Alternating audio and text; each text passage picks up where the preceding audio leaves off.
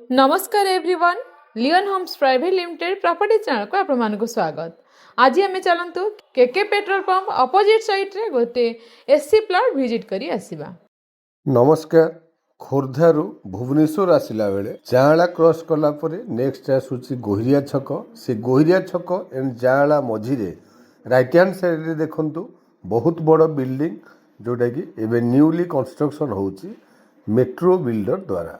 से metro builder रो apartment cross करी आउ किछि बाट आगु गले गोहिरिया छकर बहुत भलो लैंडमार्क हैला केके पेट्रोल पंप। आपण माने देखंतु फ्रंट रे केके पेट्रोल पंप एठो हमर क्लियरली विजिबल। सेही केके पेट्रोल पंप रो पूर्वरु लेफ्ट रे एंट्री करिवा टुवर्ड्स आवर डेस्टिनेटेड प्लॉट। बहु पूर्वरु हाईटेक बिल्डर एठी प्लॉटिंग प्रोजेक्ट करिथिले। एबे देखंतु ऑलरेडी रोड रो कंस्ट्रक्शन काम स्टार्ट हे गलानी। आगु आगु आप देखिए बहुत गुड़े कंस्ट्रक्शन करी लोक मैंने भी रही सारे। एनिवे यही रोड रे ओनली 200 मीटर्स आसिला परे आमे लेफ्ट को टर्न करी जिबा आउ 200 metre it means national highway रु आम प्लॉट रो डिस्टेंस ओनली 400 मीटर डिस्टेंस। आपण मैंने देखंतु बहुत गुड़े कंस्ट्रक्शन वर्क एंड बहुत गुड़े फैमिली या भितर ऑलरेडी एस्टाब्लिश्ड। एनिवे फ्रंट देखंतु गोटे 3 स्टोरी कोर हाउस एंड से कोर हाउस रो जस्ट फ्रंट रे राइट की गोटे 20 फीट रोड जाइए।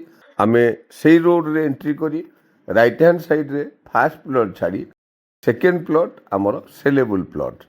आप देखंतु ऑलरेडी प्लॉट रो डिमार्केटेड बाउंड्री वॉल भी कंप्लीट हो सारी एंड पेरिफेरियल डेवलपमेंट आप देखंतु बहुत गुड़ाए construction work near already complete भी हो सारी। आपण मानकु आगुरु कुहाई ये गोटे schedule caste plot. So national highway रु बहुत नियर पेरिफेरियल डेवलपमेंट बहुत भलो इमीडिएट कंस्ट्रक्शन करी रहिला भलिया प्लॉट। सो डेफिनेटली प्लॉट टी आपण मानकु पसंद आसीबो। Thank you. आपण मानते संपूर्ण लोकेशन टी देखिले एठी हमरो लैंड एरिया 1200 स्क्वायर फीट रो 20 फीट रोड को टच हेची साउथ फेसिंग।